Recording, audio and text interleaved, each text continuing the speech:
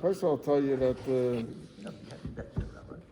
last year when I did Mechiras chometz, somebody came and videoed it, the whole thing, the whole with the guy, and I did get a feedback that from a lot of shluchim that they learned a lot from watching what I did over there. But okay, let me start as first of all, I used to sit by the Zalman Shimon by Mechiras chometz. Zalman Shimon lived on Lincoln Place when he came. Zalman Shimon was in New York, and then he went to Pittsburgh. And in Pittsburgh, he was a Rosh Yeshiva there, the yeshiva. Rabbi Posner, Sholem Posner, that has made a yeshiva gedolah, and he was head of it. And he used to give also shiurim for younger light in the city. Then later, when he came back to New York, so he lived on Lincoln Place, and he had a guy over there, the super of the building. His name was Mr. Yuli, I still remember. He worked for the Transit Authority, and for Shteizach, he didn't know English and he didn't know Yiddish, so, and I did the translation between the two of them. So the day or the time of Mechiras chometz, Zalman Shimon was very tense, it was like a very serious mood. And one time, after we finished with the guy walked out and he thanked him and everything, comes in a bacha, and the Zalman Shimon says to the bacha, what do you want? He said, he came to sell the chometz. So Zalman Shimon says to him, it's for 2 weeks already, since Rosh Chodesh, that I'm doing in Mechiras chometz, and now you show up? So the bacha says, I just came from Eretz Yisrael. So he says to him, if you just came from Eretz Yisrael, so where do you have chometz? He says, here. He brought a bag of the chometz to sell to the Rav. Okay. So what I want to correct is that you don't sell any chometz to the Rav. The Rav doesn't buy chometz. The only chometz that the Rav used to buy was from the Rebbe. In the Beis Harav, the Rabbeim, their minhag is that they don't appoint the Rav to sell the chometz to a guy, but they want to sell it to the Rav. They don't want to have anything to do with a guy. That's some of the reason. They don't want to have anything to do with a guy, and then later you get it back from the guy, They don't want that. So he used to sell, the Rav used to come into the Rebbe on the night of Bedikas chometz, before the Rebbe went home to do Bedikas chometz, and he had a star which was prepared. One year I wrote, one used to be, Reb Shmuel used to be the Rav to do it. Then later, after Reb Shmuel, I think it was Rabbi BOGOMILSKY that used to do it. And I think it was also one time... No, BOGOMILSKY was after Zalman Shimon. After Zalman Shimon, I said that. But also after that, I think there was Shlomo Mendel Simpson, that the Rebbe sold it to him. And the other Kabbalah by the Rebbe was Benjamin Klein. Okay, that's just to clear that up. Now, when you come to the Rav to sell the chometz, you're signing a paper, and the paper is called a shtar hashor. A shtar hashor means that you're giving the Rebbe, you're giving the Rav a proxy. In other words, to represent you, to represent you, and to sell your chometz, to deal with the guy. You see, in the Shulchan Aruch, when it talks about selling the chometz, it's talking about a little different scenario. It's talking about a Yid has in the shtetl, he had a Yid, a Goyish neighbor. He had a few pieces of chometz, he didn't want to throw it out, so he sold it to his neighbor. Today, you talk about everything is going on a big scale. In other words, you're representing companies and you're representing communities. It's a whole different scale together. There are some Sefer, they did the Mechira, but they held that it was a harama. Harama means it's like a trick. And so these people didn't sell chometz goma. If you had, let's say, pasta, they didn't sell it. They threw out, that they got rid of.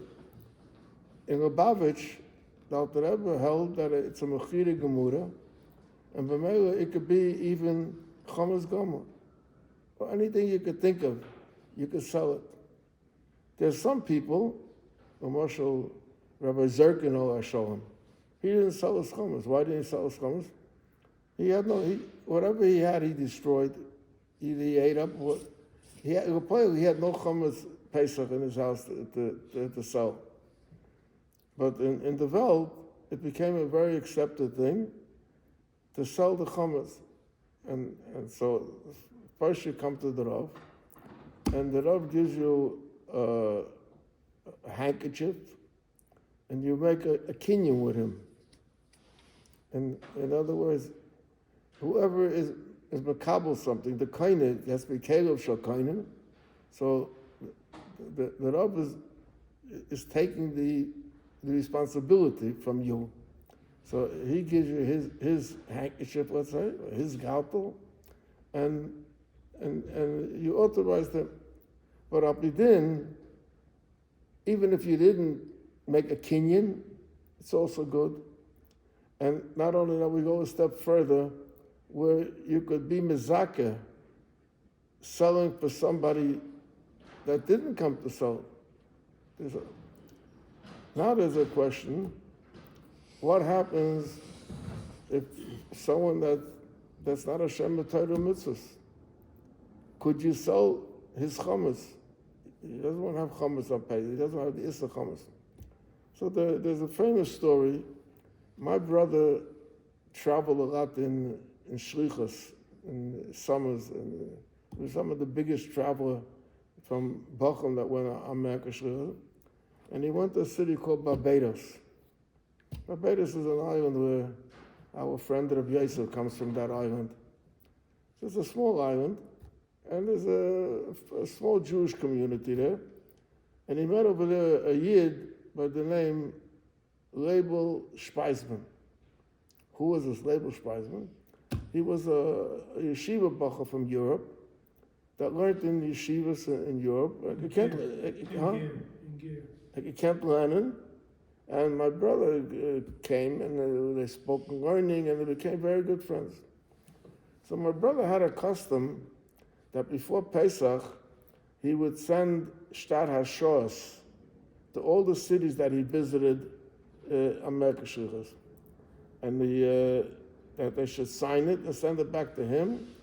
And then there was a problem with timing, that in certain places the time is earlier. So he used to go to Rabbi Halleck, Mayor Halleck's father, who was a Rav over here on President Street between Rogers and Bedford. The shul doesn't exist anymore. The shul caved in. He didn't want to sell the shul to Goyim. So they started the shul till it caved in, and the city took it over, and someone built over there a few apartments. If you go on President between Rogers, so you'll see on the right side of the street, there's a new house over there. I think the second house in the street, there's a store on the corner and everything. That's where the shul was. So, and he used to make a mechira with the goy according to those time zones. But he sent this Shtar Ashur to Speisman in Barbados, and Speisman wrote him back. He said, "Was machst du narisch?" He said, "Da esst von chometz in Pesach." So my brother sent the letter into the Rebbe, and the Rebbe said, "You should go talk to Rabbanim about this problem." So he went. There was one of the Rabbanim went, of course, was Rabbi BOGOMILSKY, and there was Rabbi Telushkin, and another few Rabbanim that discussed the question. And the Rebbe wrote a letter about it. The Rebbe's letter basically says, it's a printed letter, that they should sell the chometz. Number one, who says that they're going to eat chometz on Pesach? Right? And then they wouldn't be able to buy it all by your motzei. And then the Rebbe came up that you should make up with the guy. The shayla was, if someone sells the chometz and then uses the chometz during Pesach, does that show that the Mechira is no Mechira? And many poskim, including Yigish Moshe, hold that it's not mevatel the Mechira. No, boss, you should make up with the guy that if anybody will use the chometz during Pesach or sell the chometz during Pesach, so it would not be mevatel the Mechira, but it will deduct. Let's say that the guy who bought all the chometz owes, let's say, $10,000. So we will deduct that you'll only owe $9,000 and change. Well, the Mechira is a Mechira. Okay. After you finish with the Shtar HaShor, which is on Erev Pesach, so then you meet with the guy. The idea of meeting with the guy is that there are two general approaches to selling the guy. One is the Lubavitcher Shita, or what they call the Alter Rebbe Shita, that you sell with an Orav Kabbalah. I'll soon explain it.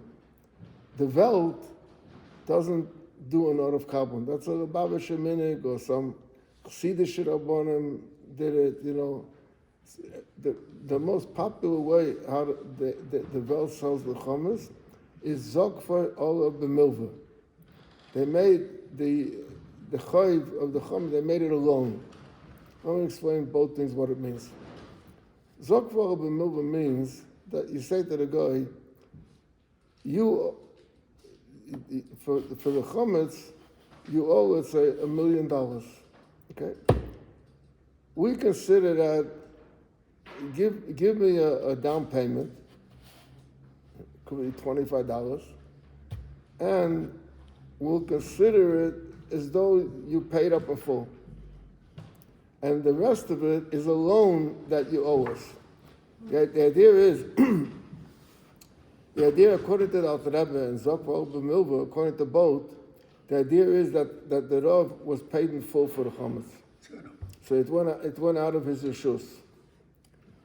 The Alter Rebbe doesn't like this idea of Zokva B'milva, and he holds that you have to have an Orav Kabbalah that assumes the responsibility to pay what the guy owes. So as far as the Rav is concerned, the guy gives a document, a shtar Orav Kabbalah from a Yid. This Yid assumed the responsibility to pay. And the Rav says to the guy, with your deposit and with this document from the Orav Kabbalah, so I'm paid in full. You owe only a penny.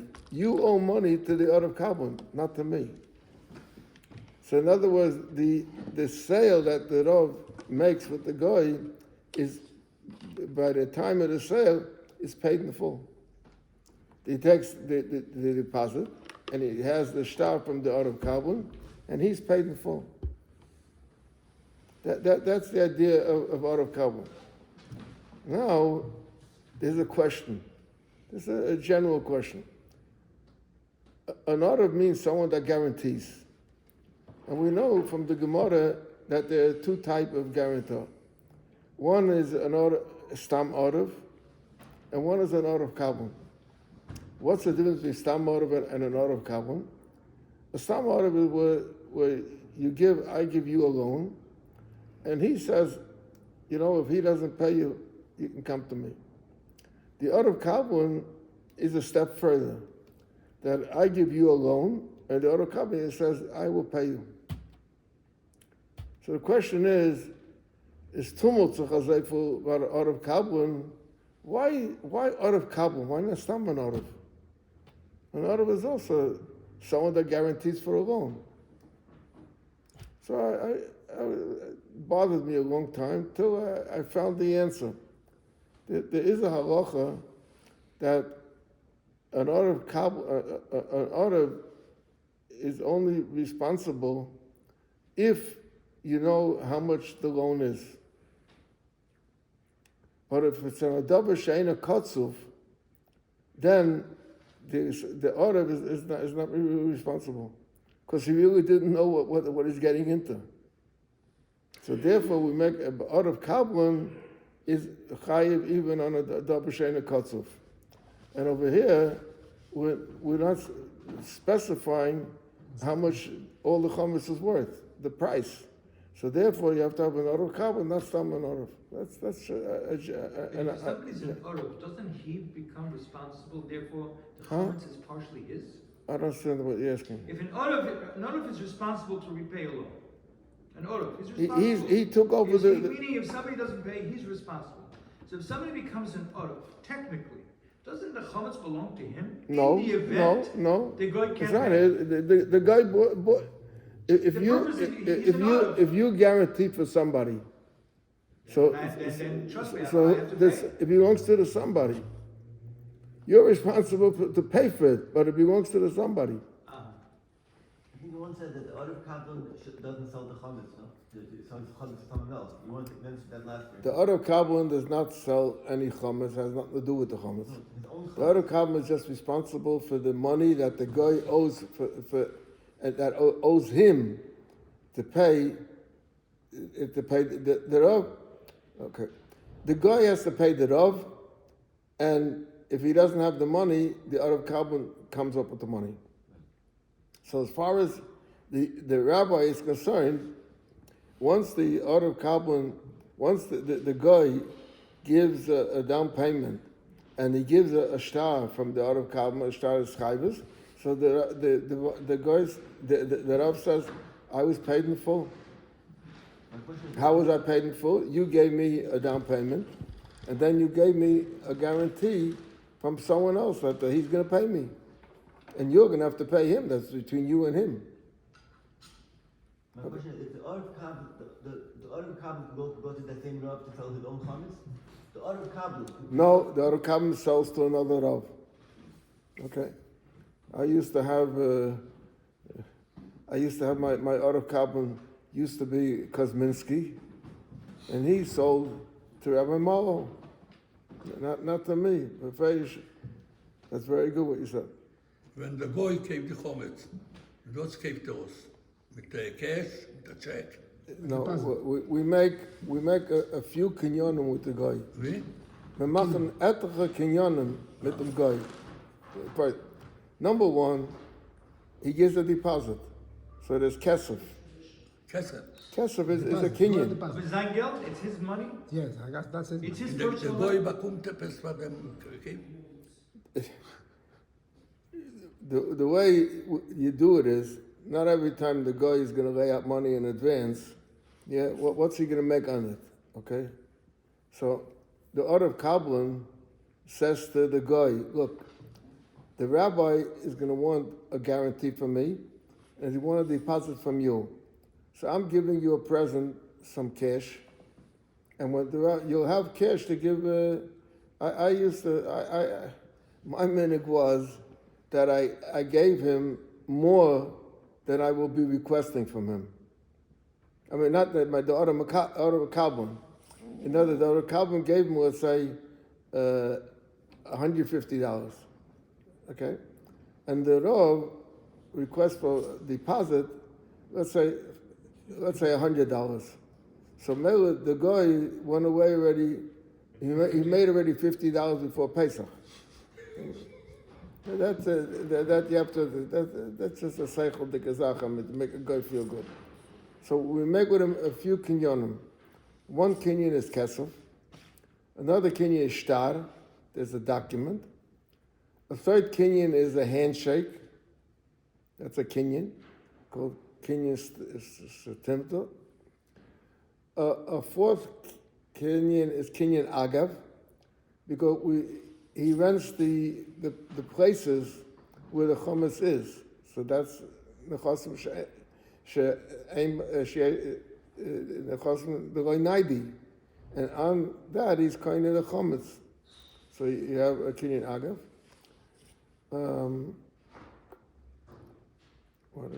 Then we have a kinyan mashicha.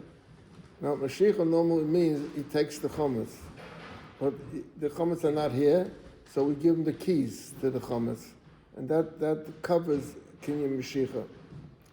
And then we make also a kinyan chalipim. In other words, the guy gives something of his to the rabbi, and in exchange, he's kinda the chometz. It's keil shel. Now, kinyan chalipim is a shayla if it helps by a guy. So there's a machlokas about it. So therefore, the Alter Rebbe didn't put it in the shtar, but we make it up with him b'peh. So you have kesef, shtar, agav, handshake, Mechiras meftechas. Kinyan Sudar. Huh? That's the kinyan suda where the guy gives you something from That's his. his kind.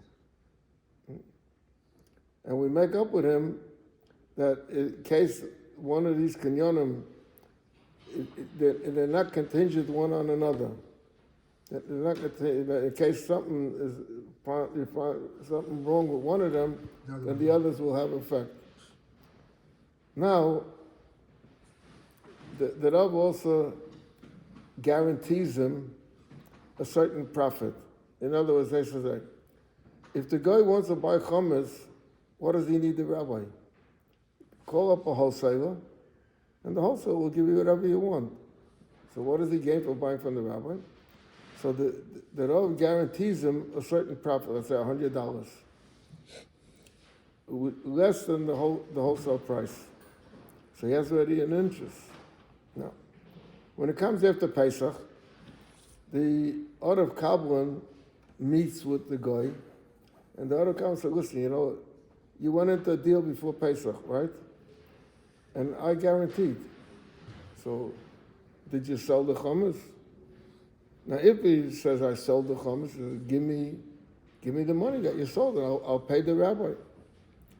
Usually, the guy says, no, I couldn't sell any of it, So then, the Art of Kabbalah says to the guy, if that's the case, you remember, you invested money in this.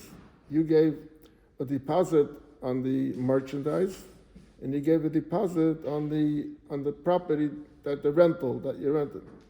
And then the Rav guaranteed you, let's say $100 guaranteed profit.